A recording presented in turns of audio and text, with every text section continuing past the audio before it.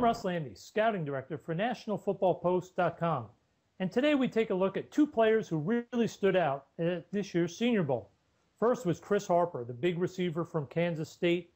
Just under 6'1", very well built. He had a great week. He ran great routes. He showed the ability to get separation despite lacking explosiveness, and showed rare ball skills to make great catches, making contested catches over cornerbacks, diving and making catches.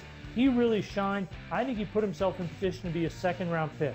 And then Lane Johnson, the offensive tackle out of Oklahoma, not only a great week, but I think one of the most amazing stories of this year's draft class when you consider that 4 years ago he was a quarterback at junior college. Now he's an offensive tackle who's going to be a top 20 pick in the NFL draft. He's a long linear kid, tremendous athleticism. His ability to bend his knees and block with base for a big guy is rare. I think this is a guy that's going to be a starting left tackle in the NFL for a decade. And now we'll look at two guys who didn't have as good a week at the Senior Bowl. We have Braxton Cave, offensive lineman from Notre Dame. He played center there. The problem was he really looked out of sorts this week.